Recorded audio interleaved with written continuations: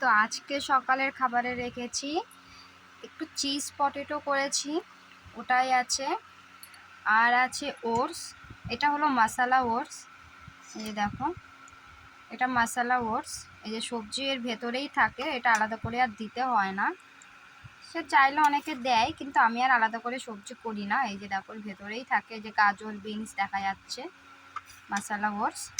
আর এই যে একটু বাদাম, ব্যাস। আর এই চিজ পটেটোটা আছে, দেখো এই যে ওখানে দেখাই যাচ্ছে, সব লেগে গেছে। এই দেখো, অরিগানো দিয়েছি, চিলি ফ্লেক্স দিয়েছি। চিলি ফ্লেক্সটা কিন্তু আমার ঘরের নিজের বানানো। আর অরিগানো দিয়েছি, আর এই যে চিজ। আর অরিগানো দেওয়াতে কিন্তু গন্ধটা খুব সুন্দর আসে ভাইরে ভাই, আমার অরিগানোর গন্ধটা খুব ভাল লাগে। আর এই যে দেখো চিজ, এই যে দেখো একটা। আগে আমি ওটসটা খাবো, তারপরে এটা খাবো, কারণ খালি পেটে এটা খাওয়া যাবে না। তো আগে ওটসটা খাবো, আগে বাদাম খাবো, ওটস খাবো, তারপরে গিয়ে আমি এটা খাবো। এটা সবার লাস্টে, কারণ এটা একটু রিচ রিচ, তো এটা খালি পেটে খাওয়া যাবে না।